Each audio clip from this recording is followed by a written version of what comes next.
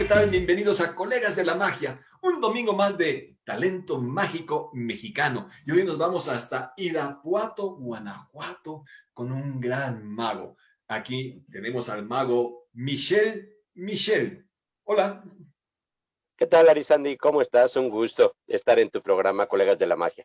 Pues un gusto que hayas aceptado la invitación y pues para platicar de la magia en toda la provincia, que tenemos grandes magos y pues en Irapuato, en Guanajuato, tú eres uno de los representantes o el representante de la magia ya. Y pues vamos a empezar con la entrevista. Vamos a Claro que empezar, sí. siempre empiezo con la niñez. Pero tú tienes una niñez muy particular porque pues tú eras hijo, bueno, eres hijo de mago, nieto de mago. ¿Y cómo entonces, cómo veías tú como niño la magia? ¿Te llamaba la atención? ¿Querías ser mago o no lo pelabas mucho? ¿O sí te atraía y tu papá no quería? Platícanos. No, mi papá sí quería que Ajá. yo fuera mago, siempre quiso que yo fuera mago. Eh, a mí siempre me gustó la magia desde niño. Trataba yo de ir a los lugares donde estaba mi papá, me iba yo a los pasillos de Televisa, me sentía yo importante, era yo un chamaco. Y lo acompañaba de repente a algunos programas, algunas funciones en salones de fiestas allá en la Ciudad de México. Siempre me llamó la atención y hacía yo algunas cositas de magia de repente que mi papá me regalaba, algún jueguito muy pequeño, ¿no? ¿Tú no vivías con tu papá, No, yo vivía con mi mamá con tu mamá? en la colonia Narvarte, Ajá. en la calle de Pitágoras, esquina con Torres Adalí. Ah, mira, ahí muy cerca de donde vivía mi papá. Exactamente. Es- Oye, ¿y qué tan seguido lo veías o qué tan fácil para ti era verlo o tenías, o por el mismo trabajo lo veías poco? Mira, sí lo veía poco, pero sí lo veía. Yo vivía con mi mamá y los fines de semana me iba a casa de mi abuelita, la mamá de mi papá. Ajá. Y mi papá llegaba los fines de semana, aterrizaba ahí a casa de mi abuelita a pues estar un rato ahí, ¿no? A reportarse. Ahora, para que la gente sepa, platícanos, porque tú eres nieto de mago, quién era tu abuelo y, bueno, el nombre dice quién es tu papá, pero platícanos quién era tu abuelo. Claro, mi abuelo fue don Miguel Gómez Díaz, fue uno de los fundadores del Club Azteca de Magos. Eh, no conozco mucho de su historia, pero sí he escuchado algunas anécdotas que ayudaba a algunos magos dándoles galletas de las que él tenía la distribución o era socio, no sé, las galletas Cuétara. Les regalaba cajas de galletas a algunos magos para que las vendieran y se pudieran comprar algunos efectos de magia. ¿Sí? Esa historia me la contó Chenkai. Ah, muy bien.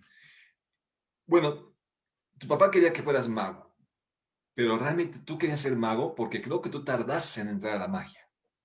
Sí, me tardé bastante, digo, siempre fui un muchacho muy rebelde, sigo siendo, sí, rebelde siempre desde mi niñez, pues fui malo en la escuela, era muy travieso, me iba de pinta, reprobaba, volvía a repetir el año, no se me daba mucho la escuela. Ya de más grande fue cuando me puse las pilas y quise hacer algunas cosas, ¿no? ¿A qué Pero edad?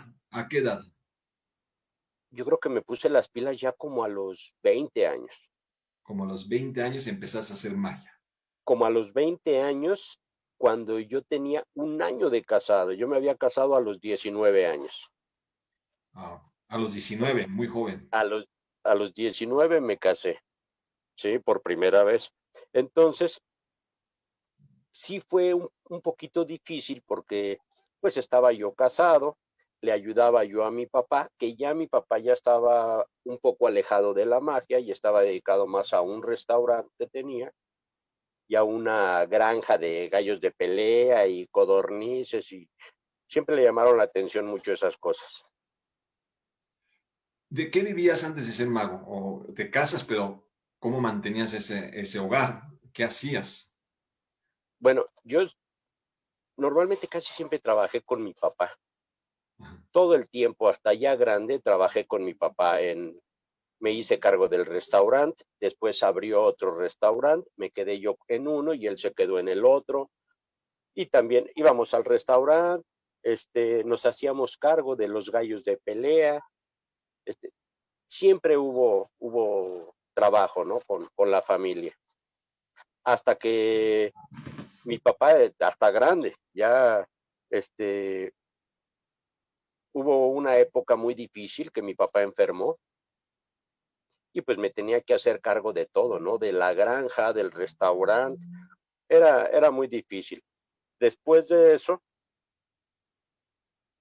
mi mamá se vino a vivir justamente para acá, al Bajío, porque la trasplantaron de un riñón y necesitaba estar cerca de un cuñado mío que es médico, es el que se estaba haciendo cargo, ¿no? Es el que estaba más al pendiente de ella. Y por eso me vine yo para acá, para el Bajío, porque necesitaban también un poquito de ayuda, ¿no? De acompañarla, de llevarla a todos lados. Sí trabajé un tiempo también fuera de lo de mi papá, trabajé para gobierno del estado de Morelos, en una dirección que tuve ahí, pero estuve ahí como 2 años nada más. Bien. Empiezas de mago a los 20 años. ¿Cómo te va al principio? ¿Cómo te veía tu papá de mago? ¿Qué tan crítico era o qué tan fan era? Híjole, bueno, la primera vez que yo hice magia para un público fue a los 8 años en el Círculo Mexicano de Ilusionistas con el licenciado Mazoy, Abadaba, don Fernando Anaya, mi papá, eran Un grupo. muchos magos que estaban ahí. Ednovi era un jovencito. Entonces, en esa ocasión fue la primera vez que yo hice magia, tenía yo 8 años. Después de ahí iba yo muy poco a las cosas de mi papá, hasta una convención que me llevó en el Hotel del Prado. No me acuerdo si fue en el 79 o en el 81. Y ahí yo feliz, ¿no? Que me comprara algunas cositas de magia. Después hice algunas funciones para la comercial mexicana, el Día del Niño, que se organizaban varios magos. Y me tocó alguna vez estar en una comercial, este, mientras don Fernando Anaya estaba en otra. Eran un grupito de varios magos que se repartían eso de la comercial, porque eran muchas funciones en un día. Después me retiré muchísimo tiempo y en Cuernavaca, ya teniendo mi papá el restaurante, me invitaron a mí a un programa de televisión para el Sistema Morelense de Radio y Televisión a hacer magia. Entonces yo le dije a mi papá, oye, jefe, ¿qué onda? Me están invitando ahí, préstame algún aparato o algo para que yo haga alguna magia, ¿no? Y me da un libro y le digo, ¿qué? ¿Eso qué? Le digo, préstame un aparato, algo fregón, algo perrón. Me dice, no, ahí saca lo que quieras, hay muchísima magia ahí. Pues me puso a estudiar en ese entonces algunos juegos. Pude sacar unos programas que me invitaron, fueron, ay, no sé, como 20 programas que me invitaron. Y ya después me empezó a regalar algunas cositas de magia a mi papá. De ahí me retiré, nunca más volví a hacer magia. Y ya aquí en el Bajío, eh, falleció mi mamá, le duró el tiempo de vida el riñón, falleció mi mamá. Yo ya no sabía ni qué hacer, estaba yo desesperado y me puse a vender cacahuates. Compraba yo cacahuate a granel, mango deshidratado y me ponía yo a fabricar productos con chamoy y botanas. Y estaba vendiendo yo cacahuates, pero no me alcanzaba el dinero para sostener a mi familia bien como yo quería. De ahí, un amigo me invitó a conocer a los magos de Salamanca, porque yo llegué primero a vivir a Salamanca. Me invitó a conocer a los magos de allá. Conocí al mago Láser Champi, al mago Etoxam, al mago solar, son a los primeros que yo conocí. De ahí empecé a ir a 2 reuniones con ellos y de repente me dijeron, vamos a hacer un congreso de magia. Esto fue en el año 2012. ¿Quieres participar? Y yo les dije, sí, yo claro que sí, cuenten conmigo, yo participo. Pero yo nunca pensé que me iban a decir, vas a dar show. Yo pensé que participar, ayudar a la organización, a recibir a las personas o cosas así. Cuando de repente me dicen, ¿ya estás listo? ¿Listo para qué? No, pues es que vas a trabajar en una de las galas en el Congreso de Magia en Salamanca. Híjole, entonces yo dije, ¿qué voy a hacer? Me entró la desesperación, pero dije, sí, sí le entro. Siempre he sido como que muy aventado, ¿no? A las cosas. Si no se pueden solucionar de una manera, se solucionan de otra, pero siempre he sido muy aventado. Total que armé una pequeña rutina. A lo mejor no estuvo tan padre la rutina, pero era la primera vez que yo me iba a poner en un escenario y más para magos. ¿Vivía tu papá? No, ya no vivía mi Ah, papá, ok. ya había fallecido. Primero falleció mi papá y ¿En qué luego año? falleció mi... Ay, jole, no, trato de bloquear fechas, no me gusta, son momentos muy, como muy tristes, muy incómodos. Entonces trato de yo mismo ir bloqueando fechas, ¿no? Inclusive las cenizas de mi papá quedaron en Cuernavaca, en un lugar durante muchos años, muy descuidado el lugar. Eh, Hace 2 años fui a recuperar las cenizas de mi papá, las tengo conmigo en casa, ya después las voy a acomodar en una iglesia, pero de momento me siento muy a gusto, ¿no? De tenerlas yo conmigo, de rescatarlas del lugar en el que estaba, porque estaba muy descuidado, y finalmente nadie lo visitaba ya, ¿no? Entonces, cada que iba yo a Cuernavaca, que era 1 o 2 veces al año, pues trataba yo de llevarle algunas flores o alguna cosa, pero siempre estaba muy feo el lugar. Entonces me lo traje para acá. Entonces, ya cuando me invitaron a ese congreso, pues hice mi show y había muchísimos magos. Yo cuando salí del escenario dije, híjole, me van a hacer pedazos los magos, me van a acabar. Y afortunadamente no, recibí muy buenos comentarios, todo el mundo me felicitó, me tomé fotografías con muchos magos porque yo sentía que iba a ser una situación única, hacer magia ese día y se acabó. Pero al mes de ese evento me invitaron a trabajar en un teatro del pueblo con estos mismos magos, Láser, Toxam, con todos los que estaban en el club. Y también les dije, sí, sí voy. Y yo creo que ese fue el momento clave donde yo dije, voy a dedicarme a esto. Entonces, traté de recuperar las cosas que eran de mi papá de magia, las cuales estaban echadas a perder en un 95%. Donde en la casa de mi papá, debajo de donde estaban las magias, en la parte de arriba había una alberca. Se Mm. rompió la alberca, se filtró toda el agua, hubo mucha humedad, se llenó de murciélagos. Fue un verdadero teatro poder ir a rescatar algunas cosas, pero realmente rescaté muy pocas cosas. Mi situación económica era muy mala, vendí algunas cosas de esas, las vendí, las malbaraté yo creo, al no saber el valor de las cosas, ¿no? Y la necesidad de llevar un alimento a la casa. Creo que fue un momento clave porque fue cuando dije, yo no puedo dejar que el legado de mi papá, el mago Michel, que mucha gente lo conoció, que salió en grandes programas y que estaba en las marquesinas de los mejores lugares de México, a la par con Chencay, Jarramí, tu papá, con tu papá, ¿no?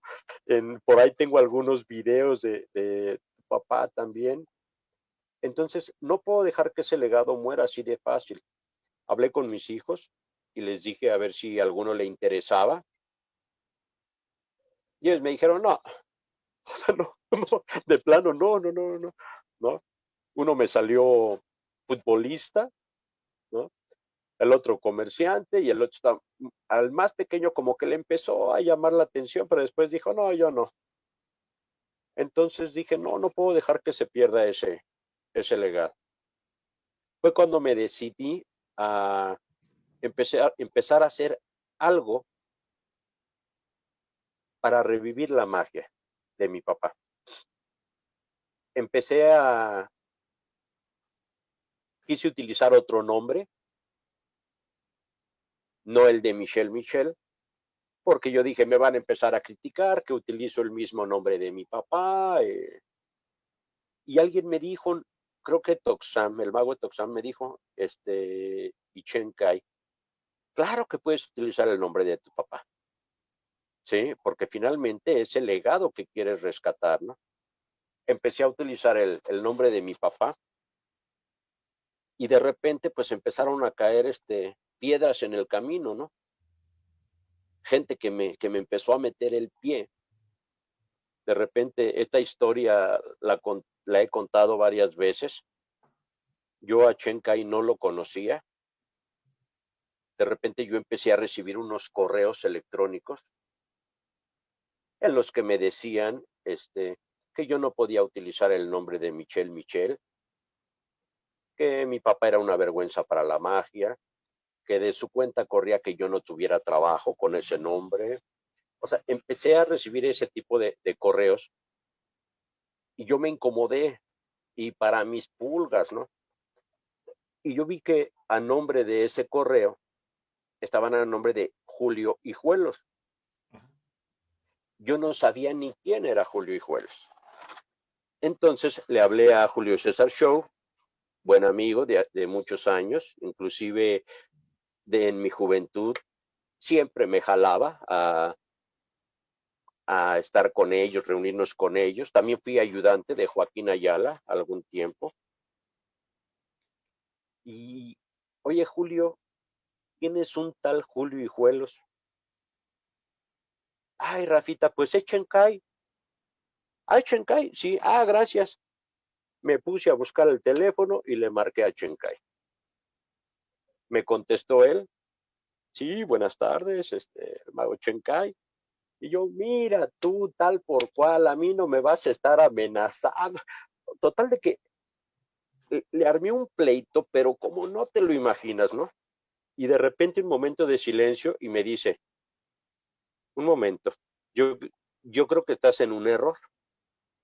Dice, yo soy incapaz de hacer eso. Dice, yo tuve mucha rivalidad con tu padre porque nos peleábamos las mejores marquesinas de la época. Y porque a lo mejor había algunas diferencias, pero de trabajo, de competencia, de cosas así. Dice, pero jamás sería yo capaz de hacerte algo a ti. Dice, es más, ni te conozco, ¿no? Me dice, ¿sabes qué? Hay que investigar, hay que checar de dónde vienen esos correos. Él se dio a la tarea de hacer eso. Parece que habló con su sobrino, con Lico Knapp, y él ayudó a descifrar el IP y de dónde venían esos correos. Y eran unos correos que venían de esta región. Entonces es alguien que a lo mejor quería estarme metiendo el pie. Ya no quisimos investigar más, pero a raíz de ahí hice una muy bonita amistad con Chen Kai. Siempre me apoyó muchísimo, me hizo comentarios positivos. eh, Fue el que me animó. Yo cobraba muy poquito. Yo decía, bueno, yo tengo que cobrar menos que todos los magos de por acá para poder tener trabajo. Y yo cobraba a lo mejor la mitad de lo que cobraban todos los magos de acá. Y Chen Kai fue el que me dijo, Michelle, tú tienes que cobrar el doble de lo que cobran los de allá. Y yo, no, ¿cómo crees? No voy a tener trabajo si así quiero empezar. Me dijo, tú aviéntate. La cosa es que me aventé y me caía un show cada mes y medio. Y yo dije, no, pues de esto no la voy a hacer. Y seguía yo vendiendo mis cacahuates y mis cosas, ¿no? Y de repente algo pasó, no sé qué pasó. Yo creo que la magia sí existe, porque de repente empezaron a entrar una llamada, un show, otro, y se empezó a hacer como una cadenita, y me empezó a caer muchísimo, pero muchísimo trabajo. Gracias a Dios no me ha faltado el trabajo. Creo que me vi forzado a preparar un show para adultos, que es lo que más me gusta, es donde siento que me ubico mejor, pero finalmente uno vive de los shows infantiles. Me vi en la necesidad de preparar cosas para poder trabajar en un restaurant bar, para preparar en un antro, para algunas cosas para televisión, para las televisoras locales de aquí del estado. Pero fue la misma carga de trabajo la que me llevó a todo eso, ¿no? Yo estaba desesperado de que no tenía yo trabajo. Tres preguntas. Una, antes de tomar el nombre de Michelle, Michelle tenías otro nombre de mago. Tuve dos. Del primero sí me acuerdo y del segundo no me acuerdo. Sí, ya me acordé. Ahí te va. El primer nombre de mago fue en la época cuando yo fui asistente de Joaquín Ayala. Ajá. En aquella época estuvo trabajando en el pabellón Azteca Uh-huh. y había un mundo de bailarinas. Y yo era un chamaco. Justamente mi papá le encargó a Joaquín Ayala, oye, llévatelo a este cuate porque este cuate de plano no agarra la onda, es un desastre, va mal en la escuela. Entonces, por eso me fui con Joaquín Ayala a trabajar. Y yo dije, bueno, yo también voy a ser mago, pero ¿cómo me voy a llamar? Entonces, puse la inicial de cada una de las bailarinas y y ese fue mi nombre, era el mago Javalk. No sé qué significa, pero era el mago Javalk, que eran Jacqueline, Angélica, Verónica, Alma, Leticia y Claudia. Fíjate, fíjate, ¿eh? Mi otro nombre fue Rafik, mago Rafik. Mi nombre real es Rafael, ¿no? Pero fue cuando me dijeron, no, tú utiliza el nombre de tu papá. Ok, esa es una pregunta. A ti te toca, y bueno, yo recuerdo cuando tu papá, lo conozco de mago, no era conocido tu papá todavía, empieza a hacer televisión, empieza a hacerse famoso. ¿Y cómo es ese cambio de atención del padre al hijo, de cuando era un mago que no tenía tanta chamba, a cuando viene el boom de chamba? ¿Qué tanto distanciamiento hay por trabajo? Ni qué tanto lo dejas de ver, qué tanta frecuencia sigues con él. Claro, mira, yo creo que a veces cuando somos niños y jóvenes, le reclamamos muchas cosas a nuestros padres sin saber. Yo era un niño muy rebelde y yo le reclamaba a mi papá mucho no, es que no me dedicas tiempo, no esto. Y, y hablaba yo de repente mal de él también, oye, pues es que no me dedica tiempo. Pero la verdad de las cosas es que él nunca dejó de vernos, pero no nos veía tal vez con la frecuencia que nosotros quisiéramos. Claro, ¿Por sí, qué? claro. Porque nuestros padres estaban separados. Entonces, lógicamente, bueno, pues tiene uno que adaptar la vida unos días con la mamá, otros días con el papá. Y el papá se tiene que hacer espacios en los fines de semana, que es cuando más trabajo hay, para poder ir un ratito a estar ahí, ver a su mamá y ver a sus hijos, ¿no? Entonces, creo que eso lo entiende uno ya estando grande. Eh, yo soy divorciado, ¿sí? Y yo no veo mucho a mis hijos. Fíjate que en mi familia siempre hubo un problema. Por el lado de la familia de mi mamá, son súper, pero súper cariñosos, apapachadores. Y por el lado de la familia de mi papá, todo lo contrario. Mi papá no era una persona muy cariñosa, que te abrazara, que... No, no, no, era una persona seca, duro, pero siempre estaba ahí en el momento justo cuando uno lo necesitaba. Tanto con los hijos, con los hermanos, con la mamá, siempre estuvieron ahí, ¿no? Creo que vengo de una gran familia a la que le debo muchísimo. Claro, no todo es dulzura, ¿no? También se batalla. Creo que en mi familia los que más batallaron no fuimos los hijos, fueron los padres. Y no por mi hermana, porque mi hermana siempre fue muy tranquila, muy noble, muy estudiosa, y yo fui todo lo contrario. Yo era el rebelde, yo me fui de la casa a los 12 años, me fui de raíz de Acapulco a los 12 años, ¿sí? Alguna vez nos encontramos tú y yo en la calle caminando y yo, Arizani, ¿cómo estás? ¿Sí? Yo me la vivía en la calle, patinando en la bicicleta con los amigos. Yo te conocí en casa de tu papá un día que estabas ahí, que estábamos de visita y llegaste tú, ahí te conocí yo, estabas en un chamaquito, porque mi papá llegó a tener mucha amistad con tu papá en cierto momento, e íbamos Claro. mucho allá a la calle de Tecamachalco, De Camachalco 151. exactamente, allá, ahí vamos mucho.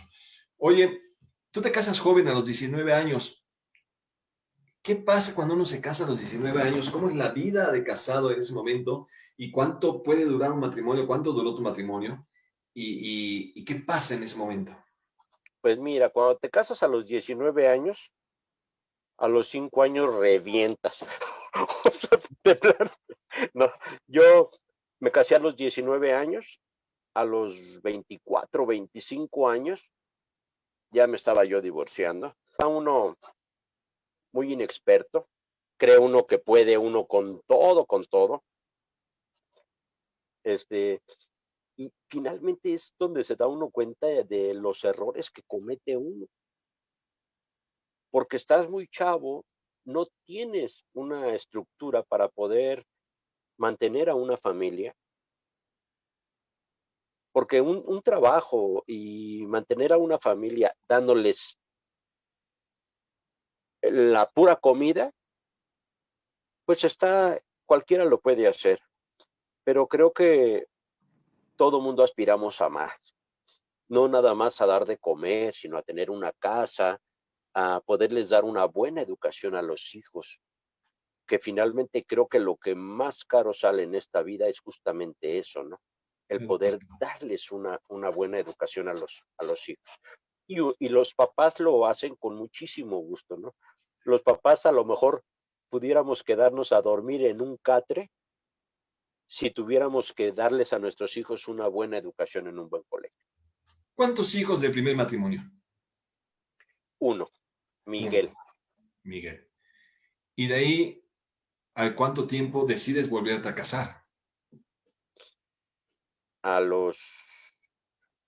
Híjole, es que en esa época cuando yo me divorcié, me fui a vivir a México, a un departamento de soltero y anduve en el relajo otra vez hasta como hasta los 30 años más o menos.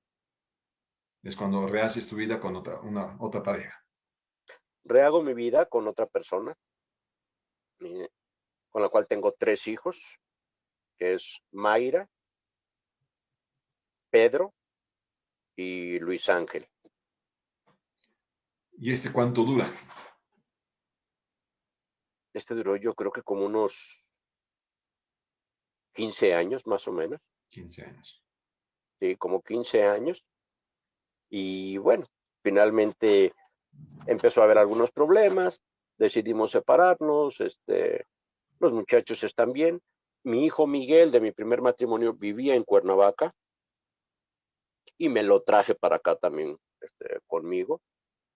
Y afortunadamente tengo a los 4 aquí en Irapuato. Ah. Voy a hacer una pregunta ahora sobre el nombre. tomas el nombre de Michelle Michel, criticado por algunos, apoyado por otros. ¿Qué pasa si yo espero, yo no sé, del fallecimiento de tu padre y llamo a Michelle Michel y llega Michelle Michel, hijo? ¿Qué pasa en ese momento con la persona que esperaba creyendo que era Michelle Michel al que vio? ¿Qué ha Mm, pasado? Perdón, sí, sí. Fíjate que pasó algo muy curioso. En la misma crítica que tuve de algunas personas, que fueron pocas, las cuales digo, yo soy muy ligerito para mandar por un tubo a cualquiera.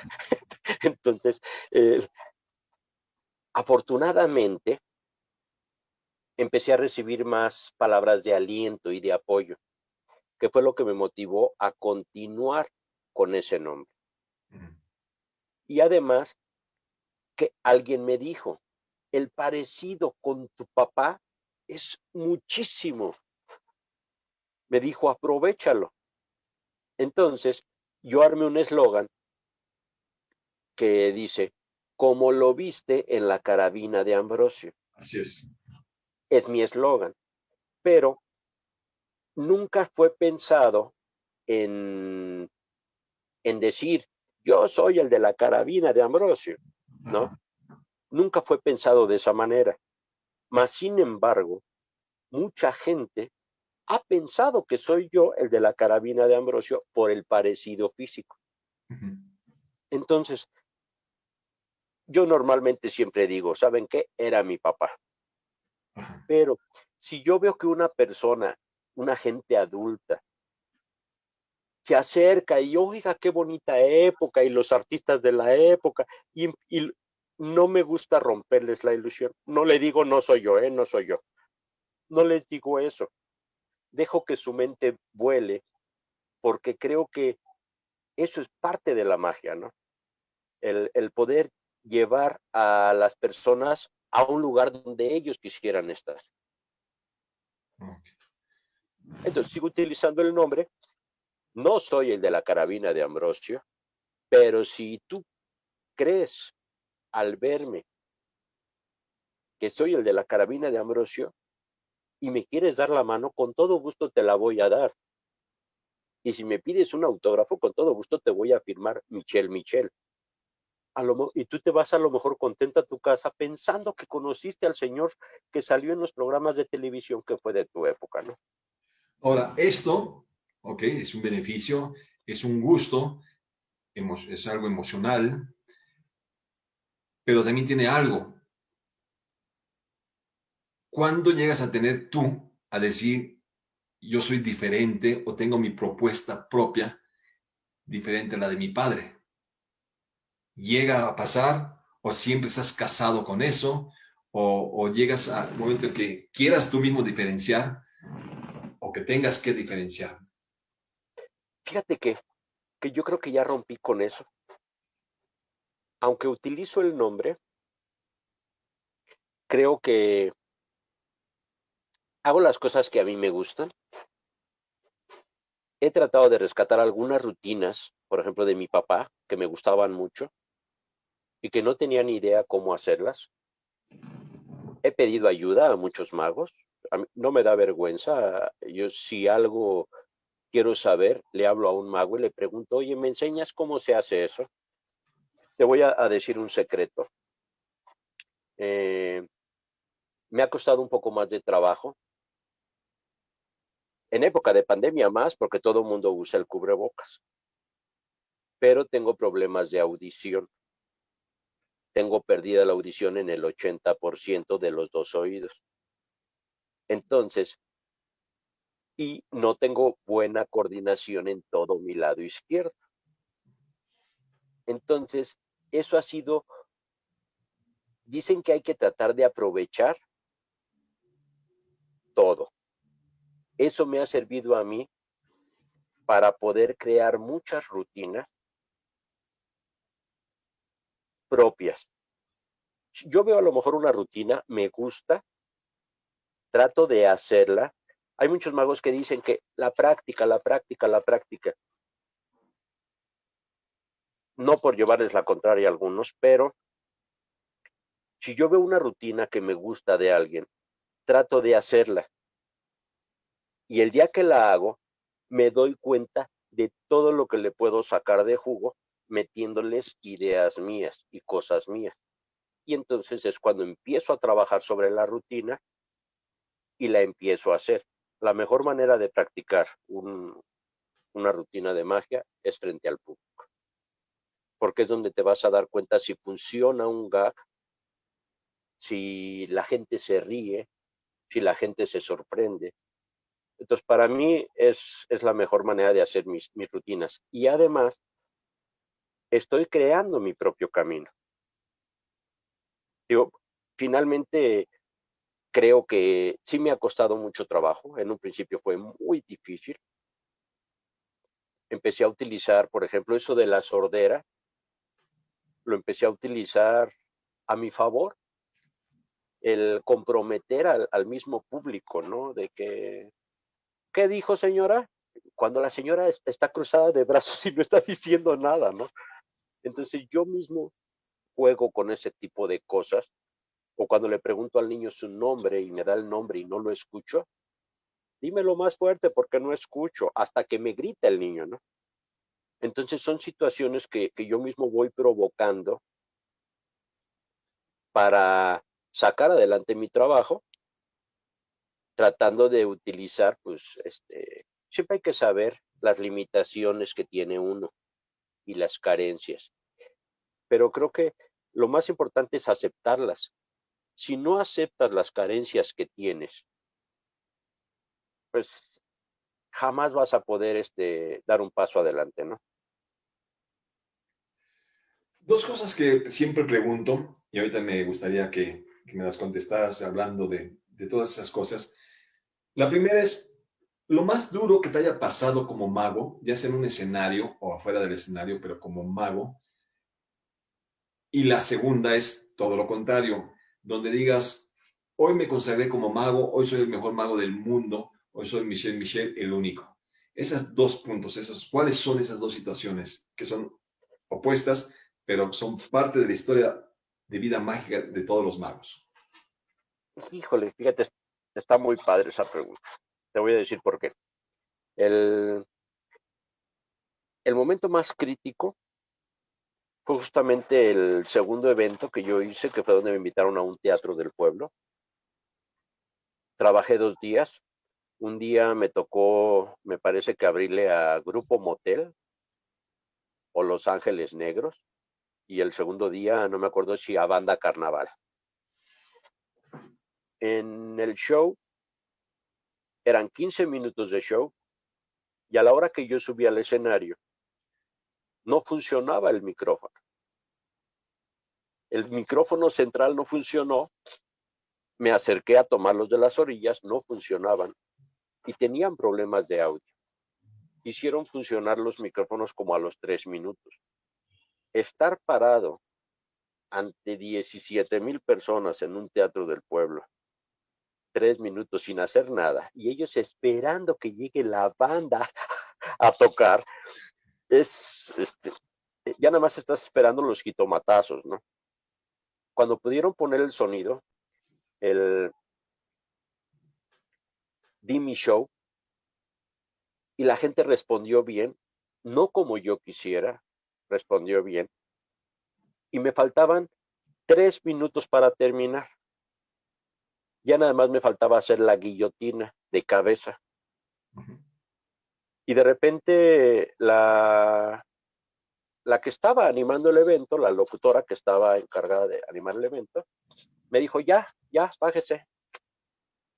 Yo, espérame, ya voy a terminar. No, no, no, ya bájese. Ya se cumplieron sus 15 minutos, ¿no? Cuando pues los primeros 3 minutos no había tenido yo audio, ¿no? ¿Y qué le costaba 3 minutos? Entonces me volteé y le dije, ya con el micrófono le dije, ¿así ya de plano? Sí, sí, ya bájese. Ah, bueno, muchísimas gracias a todos. Me están bajando del escenario, me están diciendo que ya viene la banda, vamos a darle un fuerte aplauso. Y me bajé. Ese momento para mí fue clave porque yo, bajando del escenario, se me salieron las lágrimas Y yo dije, yo no sirvo para esto. Y hubo mucha gente que se acercaron a mí y me dijeron, no pasa nada, todo salió muy bien. El mago Odix, el hijo de Láser Champi, gran amiguísimo, se acercó y me abrazó y me dijo, no pasa nada, Rafita, salió chiquitiguau, porque es su palabra, ¿no? Entonces, ese fue el peor momento para mí, porque fue el momento que yo dije, ¿continúo o me retiro de esto? Esos 3 minutos de silencio que no había sonido, el público, ¿qué hacía? Abucheaban porque no había sonido, gritaban que ya llegara la banda, que ya llegara el grupo, y entonces, y entre el caminadero y corredero ahí de todas las personas tratando de activar los micrófonos, como que fue una novatada, ¿no? Ok, ya tuviste esa experiencia de lo que te pasó con la locutora.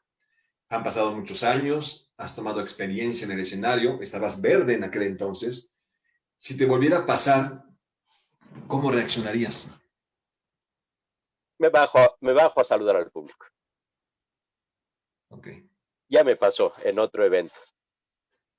Me pasó en otro evento, en otro teatro del pueblo, que tenían problemas, ya habían checado todo, pasaron unos artistas y después de esos artistas seguía yo. Y también tuvieron unos problemas al inicio, no fueron 3 minutos, fue menos, pero no funcionaba y me bajé y empecé a saludar a la gente. Y como que eso dispersó un poco toda esa atención.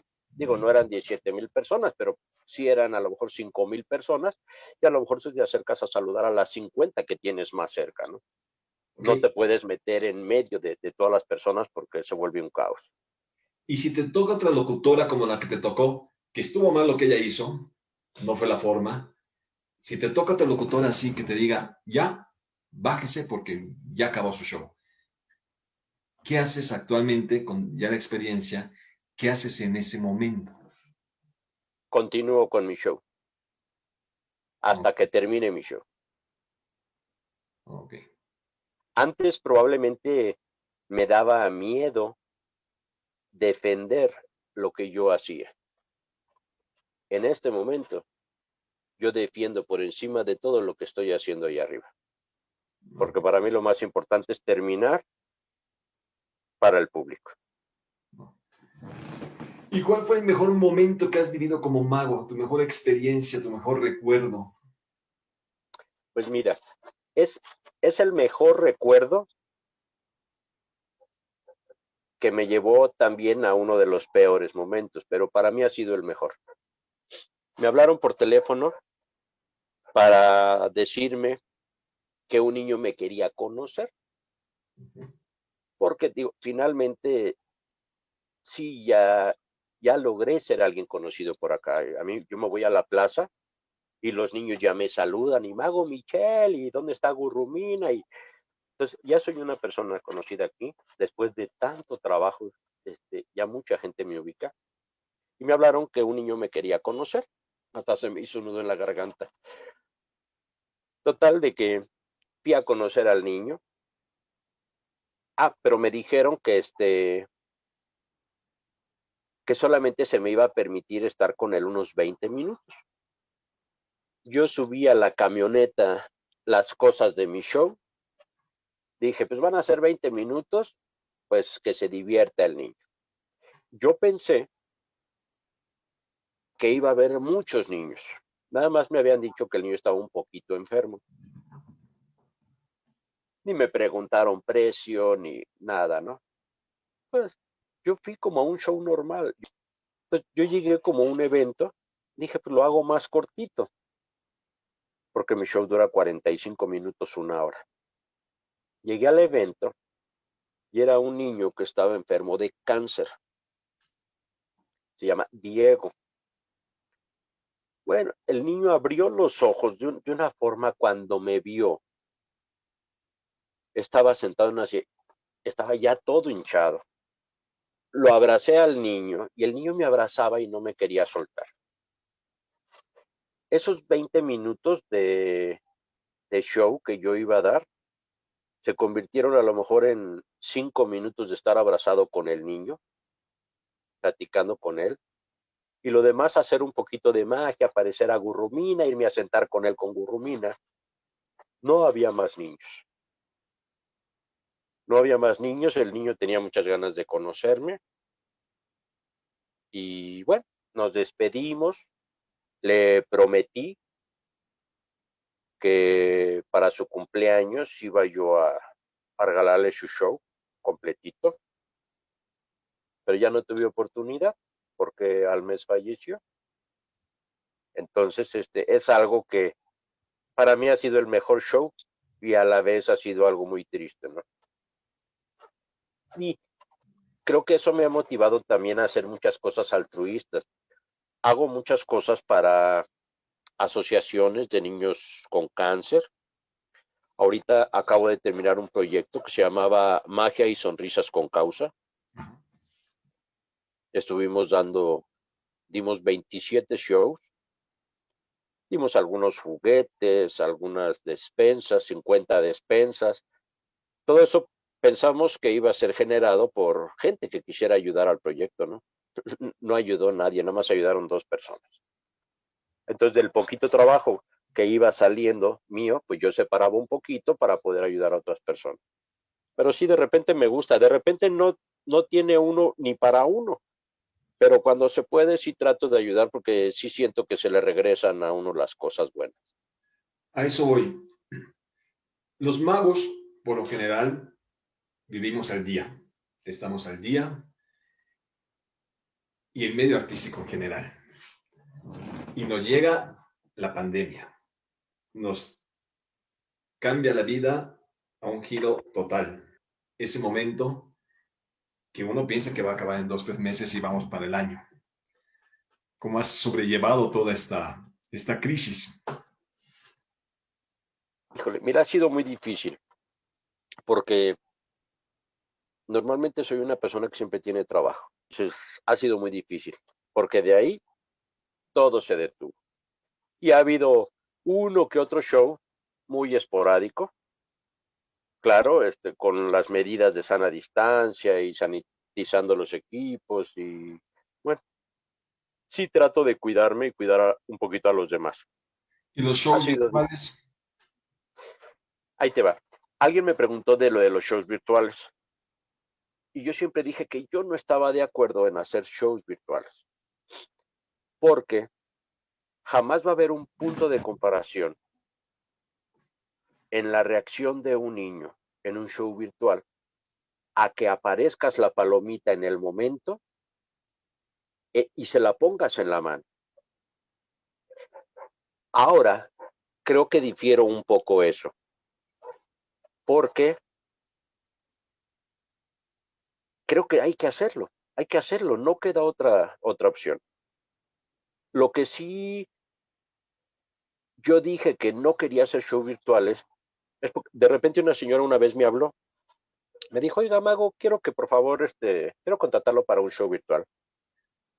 Y yo, híjole, señor, es que sabe que yo show virtual todavía no estoy haciendo, no le entiendo muy bien a la tecnología, tengo que preparar todo para poder dar un show virtual. Me dice, es que ya estuve cotizando con varios magos de por acá. Dice, y los 300 que me cobran se los puedo depositar a usted.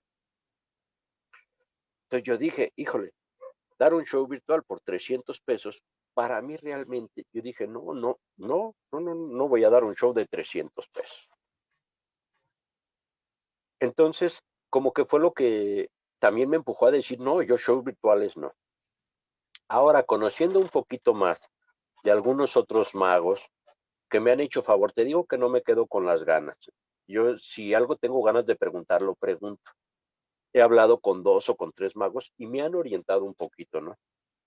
Claro, y estoy empezando a armar algunas cosas. Ya hice un show virtual. Fue un desastre.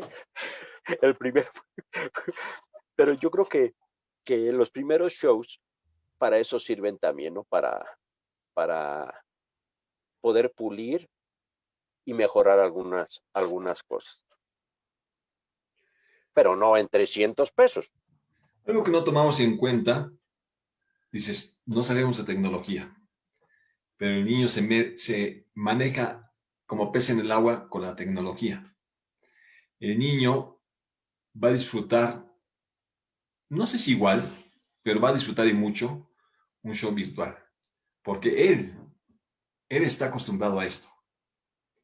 Él es nativo de esta tecnología.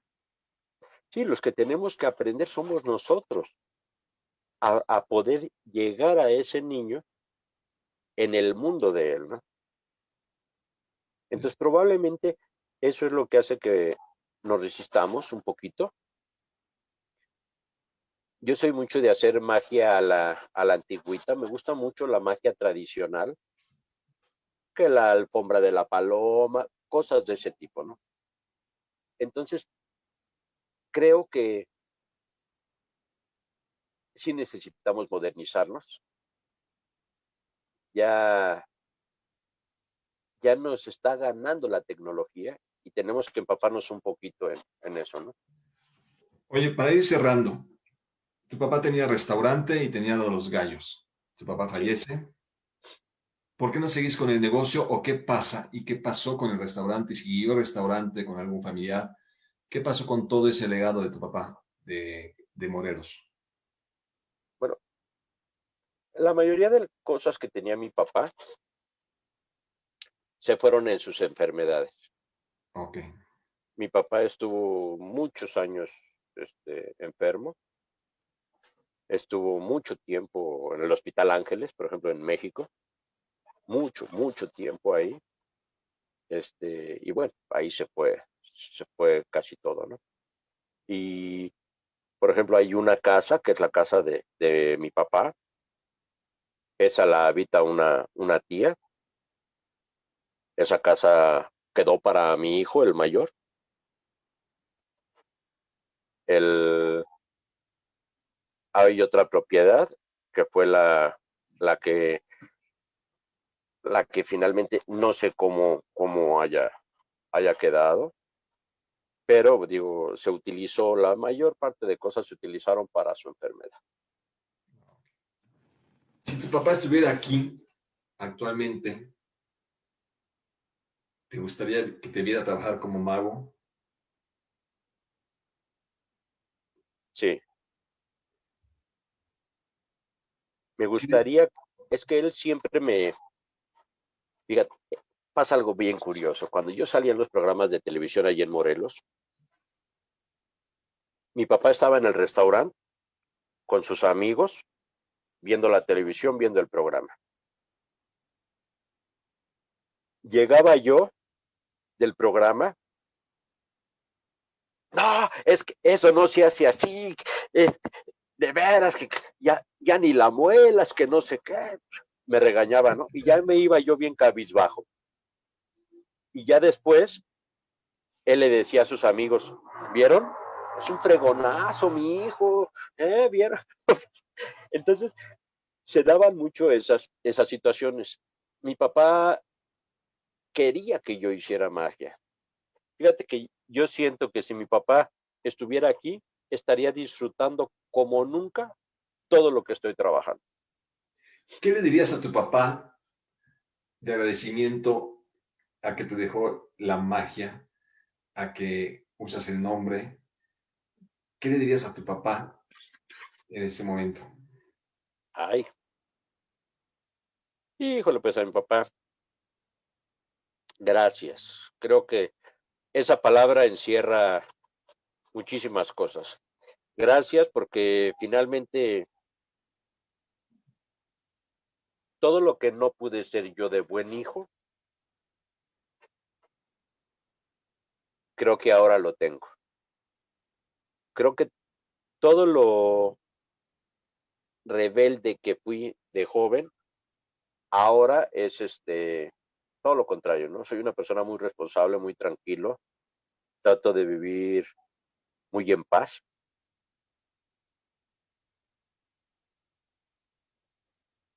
platico mucho. Fíjate que me han dicho que parezco loquito porque yo en tu pobre casa me la paso hablando mucho. Inclusive en mis shows no me ubico como un mago haciendo magia en silencio, haciendo cosas, porque no me para la boca. O sea, me la paso hablando. Y en la casa me la paso igual, platicando con mis perritas, vivo solo, platicando con mis perritas, Bonifacia y Pulga, y y me la paso platicando también con mi papá. Ahí están las cenizas de mi papá en la casa, y me la paso platicando como los últimos años fue la convivencia él y yo, ¿no? Que éramos un desastre, nos íbamos al table juntos, o sea, era real, genio y figura hasta la sepultura, ¿no? Entonces traté de comprender un poco a mi papá y yo creo que la única palabra que yo le pudiera decir en papá es gracias por todo lo que me diste. Sin pensar en el nombre, sin pensar en como papá. Como papá no tengo nada que reclamar, ni a él ni a mi mamá. Los dos dieron lo mejor de su vida por nosotros.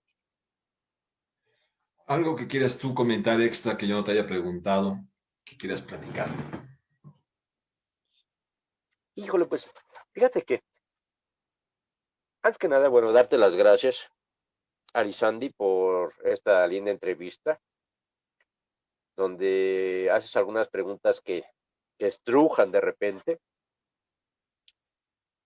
pero es bueno porque es algo diferente a lo que se está dando ahora, ¿no? Ahora todo el mundo da conferencias, en todos lados dan este shows, o sea, es algo muy diferente. Yo me la pasé muy a gusto, muy agradable, aparte que te aprecio y te conozco desde que era un niño. Eso significa que estás más grande tú que yo. Este, no, yo quisiera agregar que realmente yo pienso que en los magos hace falta una verdadera unión. No hay, no se ve realmente mucha unión. Hay hay grupos que tienen su monopolio, tienen sus cosas para ellos y es muy difícil poder entrar. Te voy a poner un ejemplo. Yo soy de mucho de que al principio, hace unos años, un par de años, empecé a acercarme a muchos magos y mandabas la solicitud y tratabas de ser amigable finalmente para conocer a otros magos. Te aceptaban, te daban la media vuelta y te eliminaban, ¿no? Como que hay muchas envidias entre los magos. Llegó el momento que entendí un mensaje. Yo no estoy trabajando para los magos y mi interés real jamás ha sido dedicarme a trabajar para los magos, sino para el público, para los niños, para la gente que me contrata. Claro, quiero tener amigos magos, finalmente porque de ahí es de donde aprendo muchas cosas, tanto cosas buenas como cosas malas, ¿no? He aprendido cosas padrísimas, consejos, pero también he aprendido algunas cosas que las veo y digo, no, yo eso no lo quiero hacer, ¿no? Muchas gracias, Michelle. Michelle, sí, yo creo que esa desunión o unión, o como lo quieras llamar, yo creo que es en cualquier oficio o profesión. Eso a lo mejor va a pasar en un grupo de maestros, va a pasar en un grupo de doctores, va a pasar en un grupo de ingenieros. Pero realmente siempre va a haber una unión, que es la magia, que es lo que nos va a sacar adelante en esas relaciones. Sí, digo, siempre hay algún amigo dentro de, no, o sea, no con esto quiero decir de que Claro, todo está no mal, te entiendo. ¿no? O sea, no es de que todo está mal. Siempre hay algunas personas afines y otras que no lo son. Así es.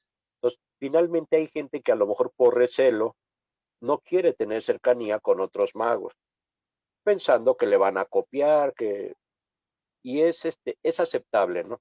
Claro. Pero sí, finalmente sí hay unión en algunos magos.